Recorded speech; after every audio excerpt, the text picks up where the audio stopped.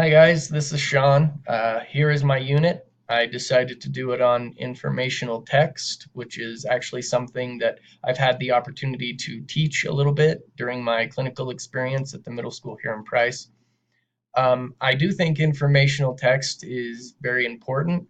I think studying it in this way really strengthens skills for students that sort of reach beyond the concepts themselves. Being able to do a very close reading of a text and sort of dissect it. Having that skill is something I think will serve students well throughout their entire academic journeys. So obviously this unit is based on backwards design. I developed the learning goals first and everything is working towards those. I'm also using a lot of explicit instruction where I start off with a lecture and sort of lay things out for students step by step. And that's actually part of gradual release of responsibility, which is also the I do, we do, you do. So I start off with that lecture, then I do some guided practice, and then the students will do some independent practice. And I've actually been using those independent practice assignments as formative assessments throughout the unit as well. Another thing I do is start each class off with a journal prompt or sort of a bell work question. And I think what that does is helps with the structure and the flow of class. That way when students come in, as soon as they walk in the door, they know what they're doing. They know they're grabbing their notebook, reading the smartboard, and writing.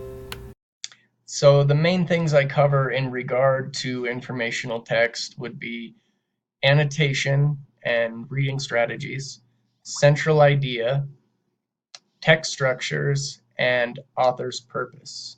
So those are sort of the four main components of this unit. Now, my first lesson is just an intro to informational text. I sort of imagined this coming off the heels of a literary unit.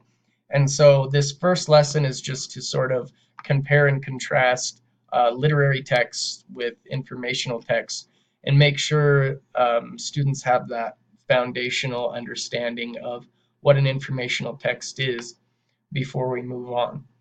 After that, I move straight into annotation. And again, like I said, I think this is a really important skill for students to really dissect a piece of text. So actually, one of my favorite activities within this unit is in this lesson. It's an annotation activity where students get an article on paper and they cut out the article and glue it to a much bigger piece of paper. And what that does is expands the margins of the article by a lot so that the students have plenty of room to write little summaries of certain sections or connections they've made to the text or questions they have, definitions of words they didn't know. And I let the students use highlighters, colored pencils to make it all colorful and fun. One other thing I want to let you guys know about this unit is I did not put the material straight into this document, so I used links to everything else I'm going to use. So I'll just click on one as an example here. It's running a little bit slow, but all of the materials I used, I put into separate links. This one's just some slides, and it's running slow. I'll just go back. So after the annotation assignment, I moved into central idea, and this is one where I really focused on that gradual release of responsibility. This first lesson is the introduction, where it's mostly a lecture. There's a little bit of work for the students.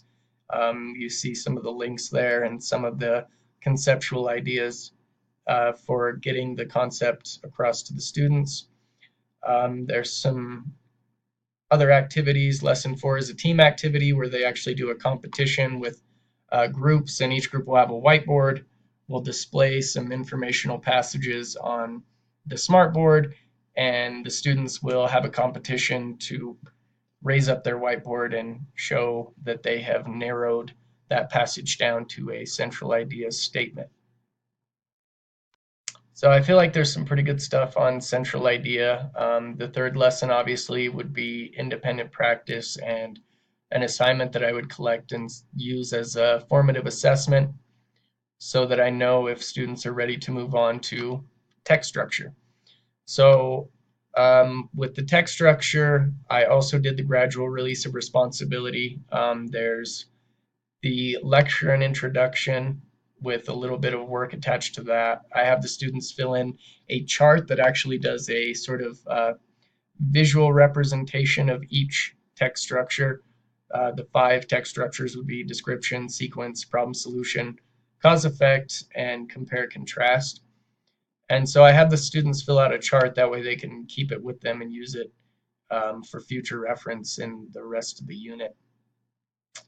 I'm just going to keep moving on down here. There's the independent practice with text structures. Again, there's a lot of links to all of the materials that I plan on using.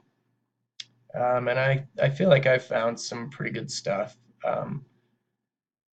There's some lessons that were completely based on differentiation. Like I said, the text structure activity here, I've actually used the work in previous lessons to determine what lexile of assignment the student should get. And that's sort of how I differentiated that.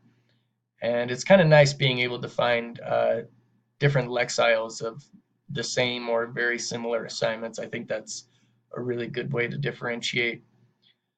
Let's see if I can get on. Okay, into author's purpose. There's some fun activities with this as well. Author's purpose I broke down into three categories to either entertain, persuade, or inform. And so a lot of this is just students looking at examples of different types of texts and deciding which category they would fall into. I did one activity where there's like a jar full of strips of paper which describe a type of text, like, say, the warnings on a bottle of aspirin or the summary on the back of a DVD case. And the students kind of have to determine which author's purpose that would fall into, which category. Um, there's the second author's purpose activity. And to wrap it up, I have my summative assessment, which I included a review with. Students would come into class that day. We would do a quick review of some example passages, and this covers all of those main features that I was talking about before: central idea, author's purpose, informational text. The annotation is sort of implied because students are having to dissect the text itself in order to find all of those things. A lot of what I'm doing I sort of base on mastery grading. Of course, all the state standards are there. My works cited is at the very bottom, a couple websites and one of our texts. So yeah, oh, I'm already at 8 minutes. So I will leave it at that. Hope you guys had a good semester. Take care.